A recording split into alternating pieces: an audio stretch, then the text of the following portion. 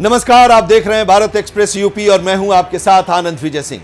घोसी विधानसभा क्षेत्र में जो उपचुनाव हुए उसमें समाजवादी पार्टी के सुधाकर सिंह ने बीजेपी के दारा सिंह चौहान को रिकॉर्ड 42,759 वोटों के अंतर से पराजित कर उत्तर प्रदेश की राजनीति में नई हलचल पैदा कर दी है। दारा सिंह चौहान की हार और सुधाकर सिंह की जीत का उत्तर प्रदेश के साथ साथ देश और राज्य की राजनीति पर दूरगामी परिणाम पड़ेगा। खासकर अगले साल लोकसभा चुनाव हैं। इस जीत के बाद विपक्षी गठबंधन इंडिया में समाजवादी पार्टी को और मजबूती मिल गई है। घोसी उपचुनाव के लिए समाजवादी पार्टी की ओर से विपक्षी गठबंधन इंडिया के नेताओं और बीजेपी की ओर से एनडीए के घटक दलों के नेताओं ने पूरी ताकत झोंकी थी, लेकिन समाजवादी पार्टी के उम्मीदवार सुधाकर सिंह ने उपचुनाव में बाजी मार ली।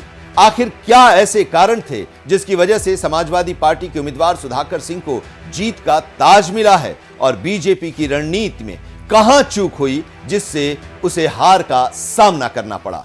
इस चुनाव परिणाम के देश और राज्य की राजनीति पर क्या प्रभाव पड़ेंगे? इन वजहों से हारे बीजेपी उम्मीदवार।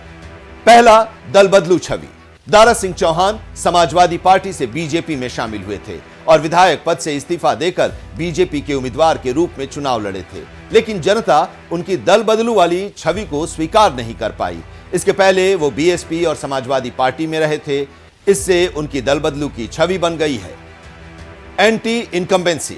साल 2022 में दारा सिंह चौहान समाजवादी पार्टी के टिकट पर चुनाव लड़े थे तो वो अपने नोनिया समुदाय के मतदाताओं के करीब 46% मत को समाजवादी पार्टी में स्थानांतरित करवा पाए थे, लेकिन इस बार वो इसमें फेल रहे हैं क्योंकि उनके खिलाफ एंटी इनकम्बेंसी काफी थी। राजभर का दाव फेल। विधानसभा उपचुनाव में ओम प्रकाश राजभर का दाव नहीं चला। वो अपने समुदाय के करीब 52,000 मतदाताओं को बीजेपी के पक्ष में मतदान करवाने में विफल रहे हैं और समाजवादी पार्टी उनकी दल बदलू वाली छवि बनाने में सफल रही। बाहरी उम्मीदवार। बीजेपी दारा सिंह चौहान को लेकर अपने मतदाताओं में विश्वास नहीं पैदा कर पाई।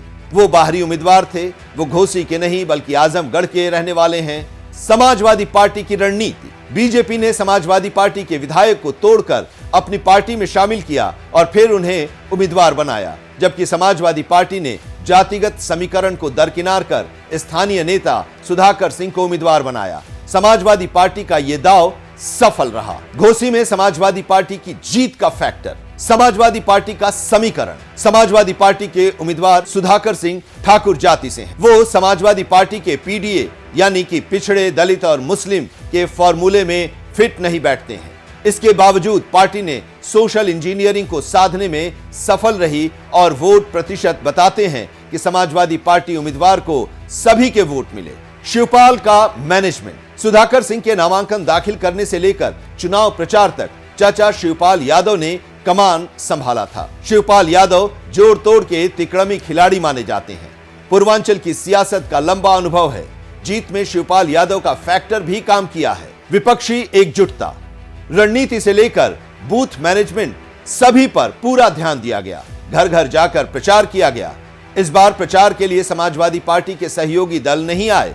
न तो आरएलडी के नेता जयंत चौधरी ने प्रचार किया और न ही आजाद समाज पार्टी के राष्ट्रीय अध्यक्ष चंद्रशेखर आजाद ने, लेकिन जीत समाजवादी पार्टी के उम्मीदवार को मिली। स्थानीय कैंडिडेट। सुधाकर सिंह स्थानीय कैंडिडेट थे और समाजवादी पार्टी ने जिस तरह से अपनी पार्टी के नेताओं को उम्मीदवार बनाया था उससे समर्थकों और इलाके के मतदाताओं का विश्वास जीतने में वो सफल रही। अंसारी बंधुओं का प्रभाव। सुधाकर सिंह के पक्ष में अंसारी बंधुओं का, खासकर मनु अंसारी ने लगातार प्रचार किया।